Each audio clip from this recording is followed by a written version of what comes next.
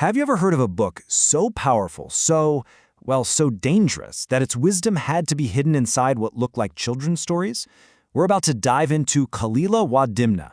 Now, that name might sound like a simple collection of fables, but it's actually one of history's most brilliant guides to politics, power, and, really, human nature itself.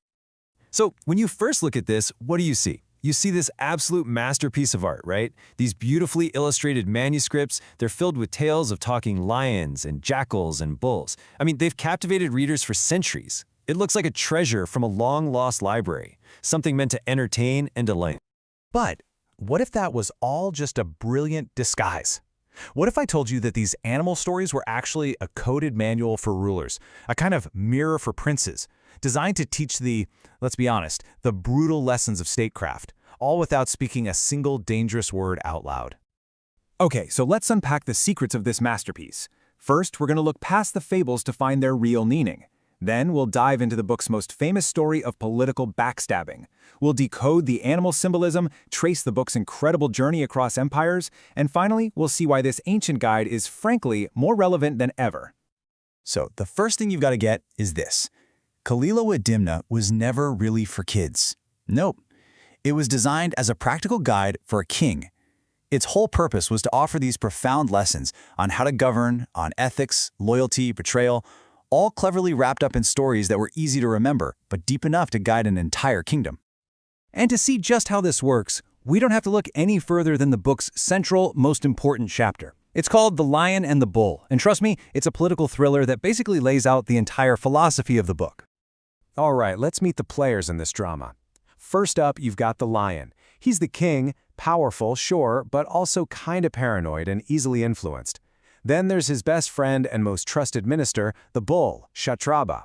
And then we have our two central characters, the Jackal brothers. Dimna, the ambitious courtier who will do absolutely anything to get ahead, and Kalila, his cautious brother who's constantly warning him about the dangers of messing with power.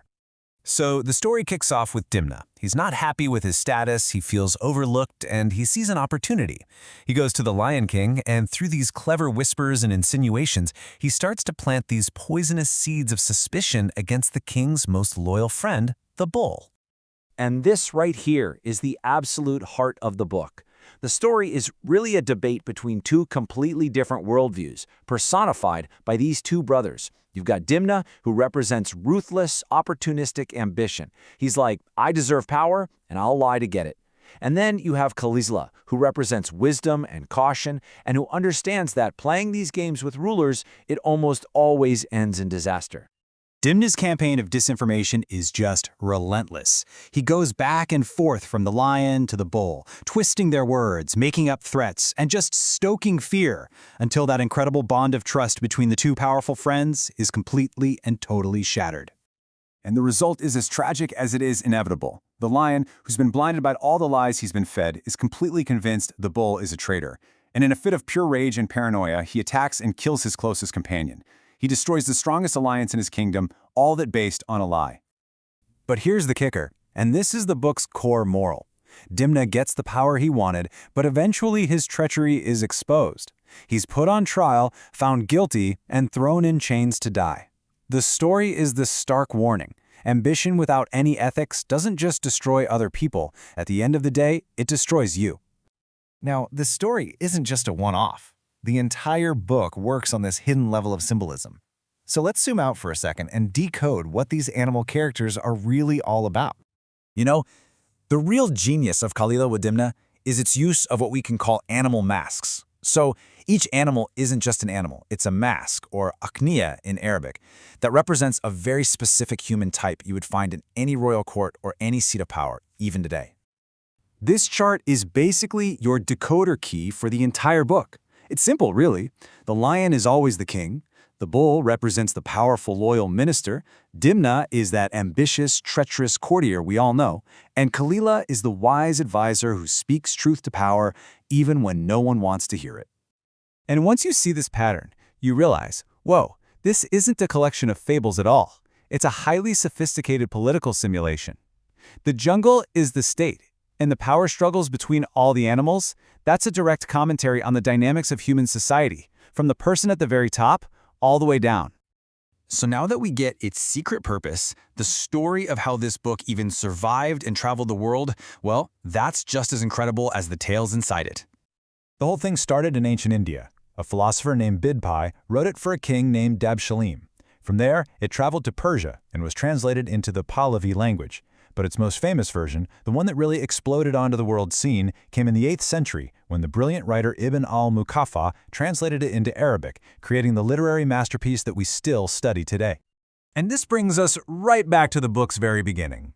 See, the entire collection of stories is framed as a series of conversations between the wise philosopher, Bidpai, and King Dabshalim.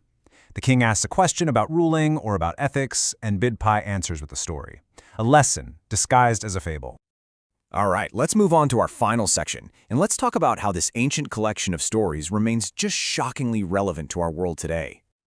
I mean, just think about that number for a second. For over 1,500 years, this book has been translated, read, and studied by scholars, poets, and kings. The fact that it even still exists is a testament to the timelessness of its wisdom. This quote just nails it, doesn't it? It perfectly captures the book's dual genius. The animal stories are the hook. They're the beautiful exterior that pulls you in. But the interior, the real substance, that's a deep and practical education in governance, politics, and life, for anyone who's willing to look just a little bit closer.